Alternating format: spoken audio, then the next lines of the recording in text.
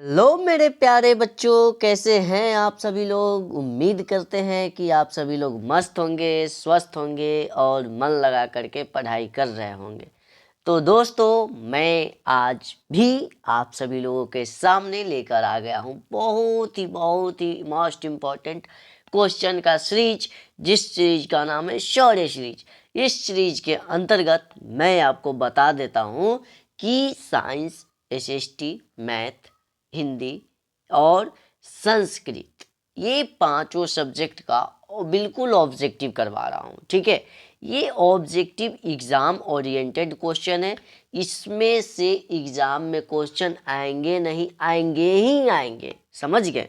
क्योंकि इतने सारे क्वेश्चन बैंक, क्वेश्चन के मतलब किताब सारे को खंगाल लेने के बाद मैं इसको चुन चुन कर लाया हूँ। ये सारे के सारे क्वेश्चन, मैं तो बोला कि एग्जाम ओरिएंटेड क्वेश्चन है, बहुत ही मोस्ट इम्पॉर्टेंट क्वेश्चन है। ठीक है, तो दोस्तों आप सभी लोग क्लास को अंत तक देखिएगा।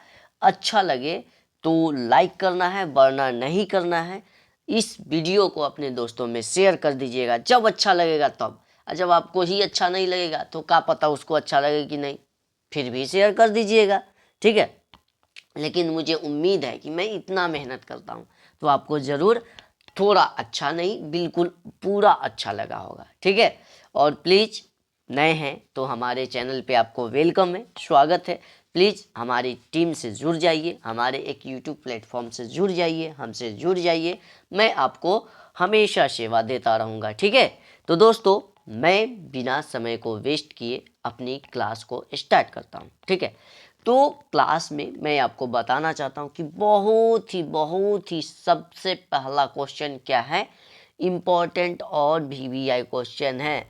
निम्नलिखित में से किसे चाकू से काटा जा सकता है।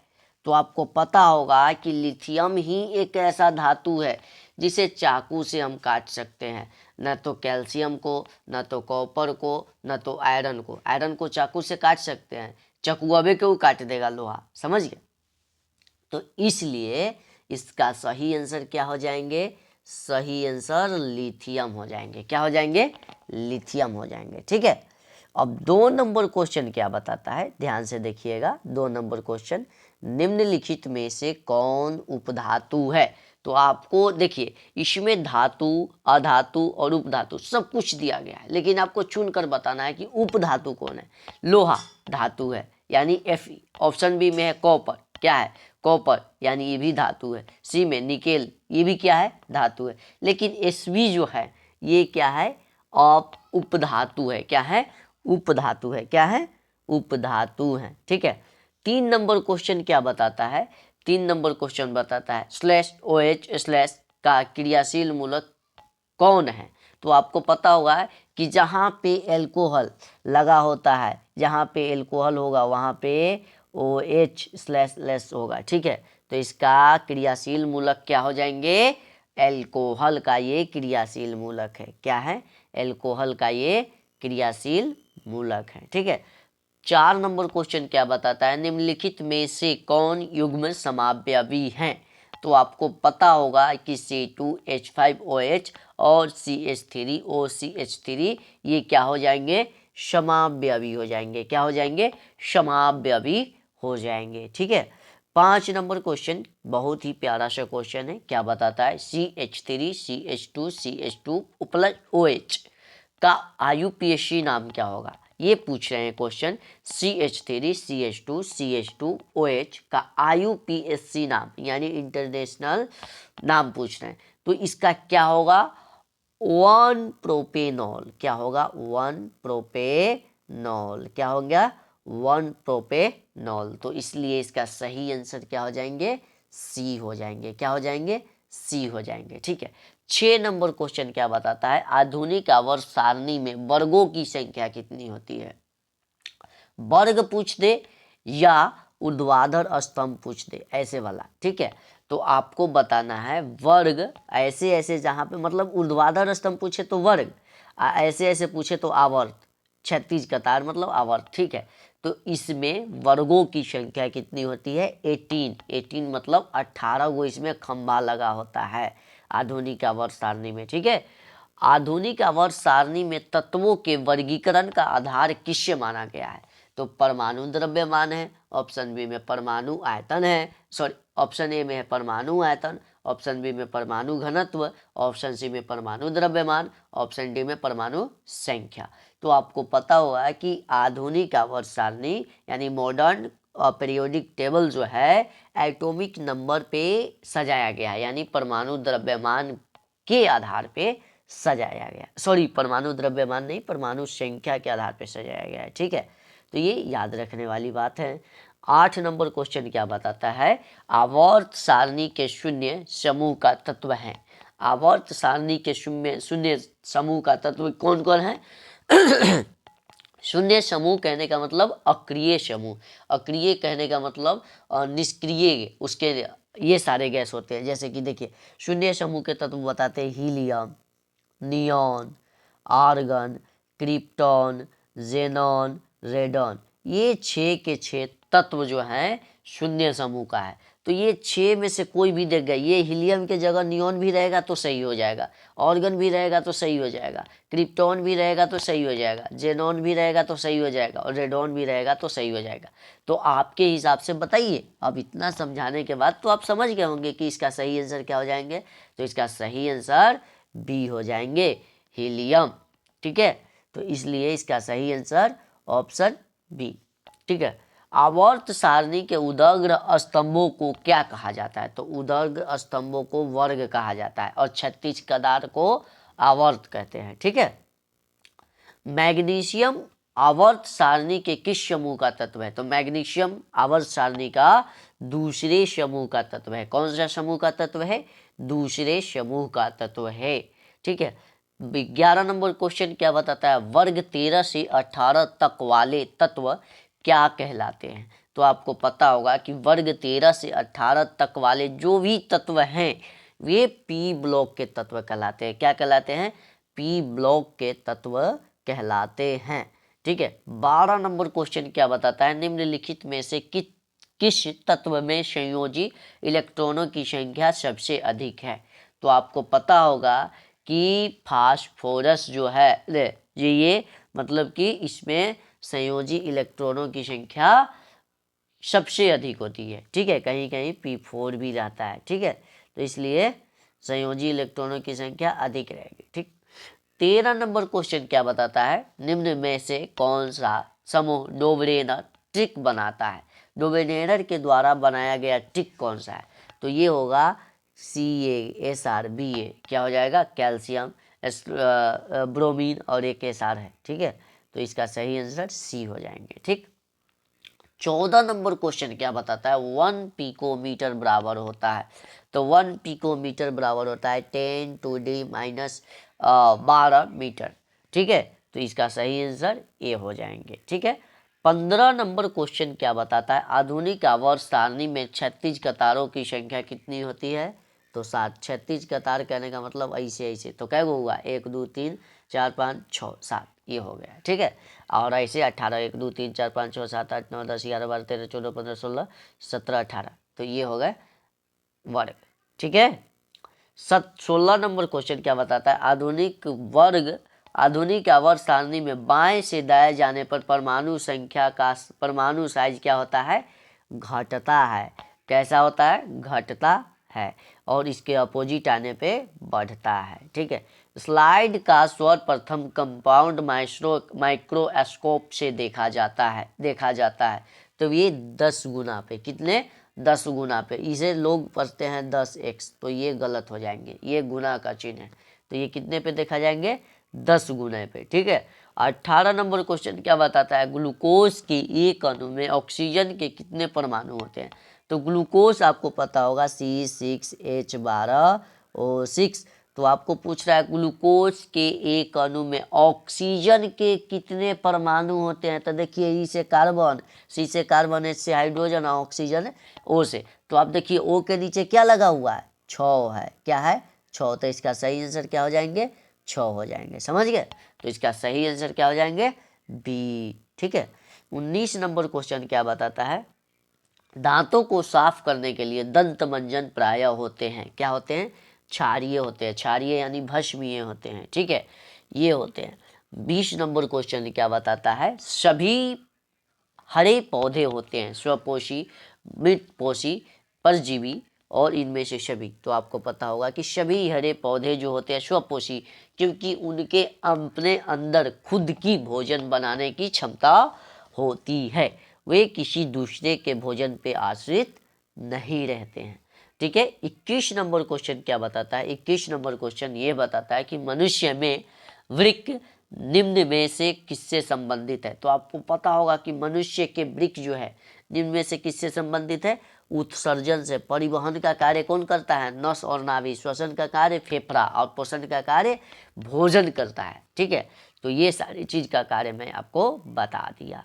22 नंबर क्वेश्चन क्या बताता है, निम्नलिखित में से कौन वृक्क की रचनात्मक एवं क्रियात्मक इकाई है। तो आपको पता होगा कि नेफ्रॉन ही एक ऐसा मतलब कि है जो कि वृक्क की रचनात्मक और क्रियात्मक इकाई कहलाता है। तो ये यहाँ से 2 नंबर का भी क्वेश्चन कभी कभी पूछा जाता है कि नेफ्रॉन है क्या। तो आपको बताना होगा कि नेफ्रॉन वृक्क की रचनात्मक और क्रियात्मक इकाई है। तो इसलिए इसका सही आंसर क्या हो जाएंगे, बी हो जाएंगे। क्या हो जाएंगे, बी हो जाएंगे, ठीक है। 23 नंबर क्वेश्चन क्या बताता है, प्रोटोजोआ उत्सर्जी पदार्थ का निष्कासन कैसे करता है।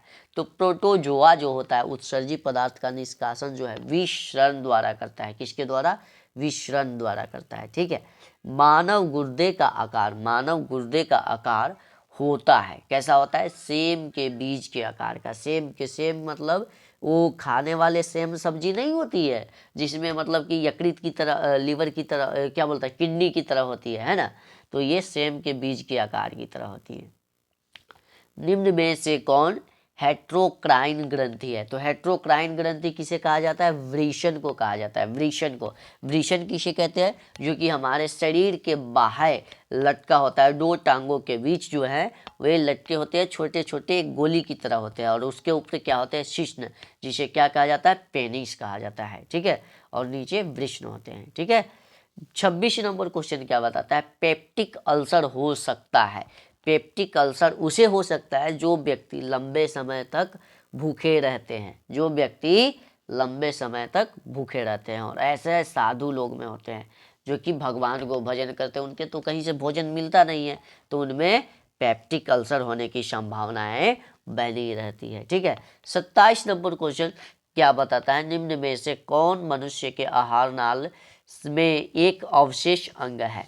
तो आपको पता होगा कि अपेंडिक्स जो है एक हमारे शरीर में, यानी मनुष्य के शरीर में अपेंडिक्स जो है एक अवशेषी अंग है, इसका कोई कार्य नहीं है। हमारे शरीर में अपेंडिक्स का कोई कार्य नहीं, इसे काटकर हम निकाल भी देंगे ना तो हमें कोई फर्क पड़ने वाला नहीं है, नहीं तो ये कोई कार्य करता है और ना ये कोई हानि करता है, ठीक है। तो इसलिए अंदर चुपचाप एगो जगह लेकर बैठल है। 28 नंबर क्वेश्चन क्या बताता है, शाकाहारी जीवों में छोटी आंत की लंबाई होती है।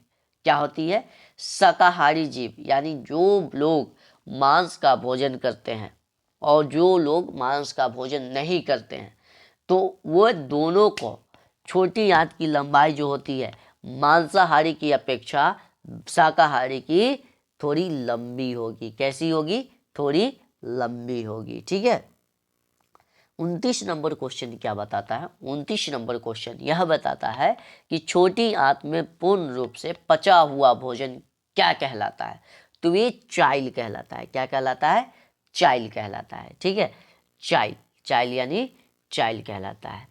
30 नंबर क्वेश्चन क्या बताता है, बीज विकसित होकर क्या बनता है।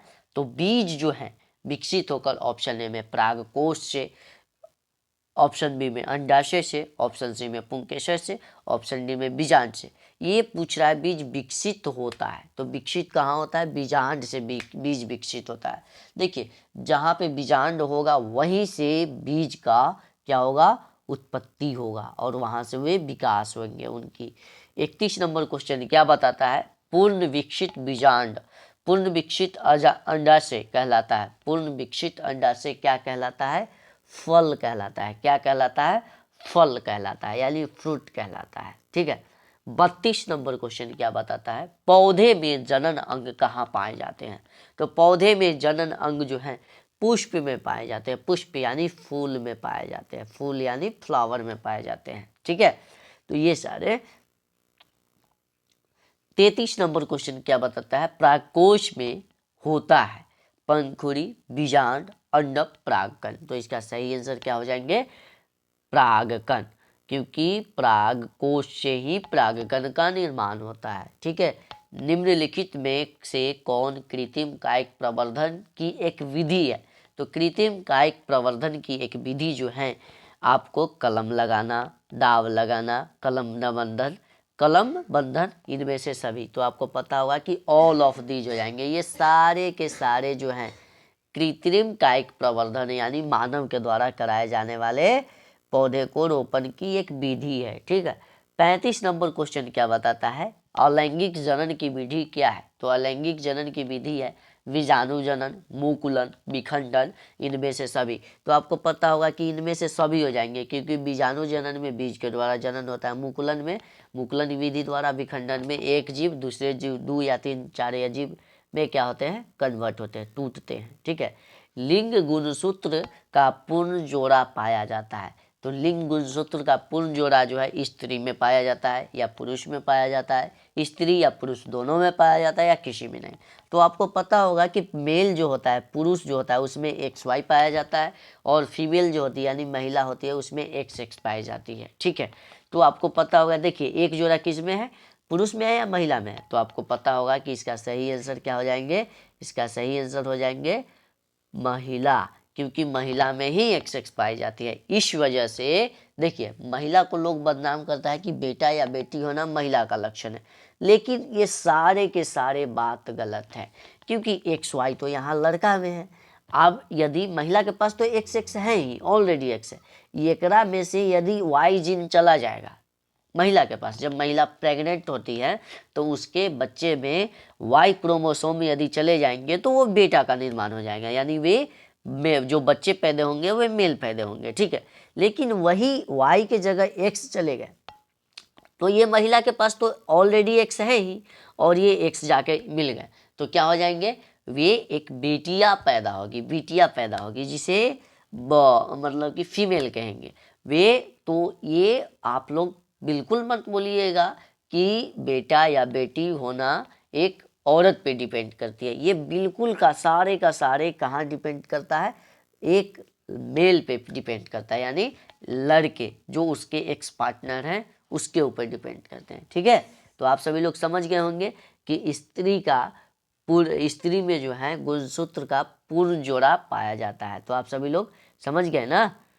चलिए 37 नंबर क्वेश्चन क्या बताता है, मानव शरीर के किसी सामान्य कोशिका में गुणसूत्र के कितने युग्म होते हैं। तो आपको पता होगा कि गुणसूत्र के युग्म पूछ रहे हैं, तो वो कितने होंगे, 23 होंगे। ठीक है, 46 रहेगा 23 से पहले, यही 46 23 से पहले रहते तो हम 46 मारते। ठीक है, लेकिन पहले 23 है उसके बाद 46 है, तो पहले हम 23 मारेंगे, क्योंकि जब भी पूछा जाता है गुणसूत्र तो ये पीरियड में पूछा जाता है, यानी जोड़ा में पूछा जाता है। ठीक है, 38 नंबर क्वेश्चन क्या बताता है, वंशागत नियमों का प्रतिपादन किसने किया।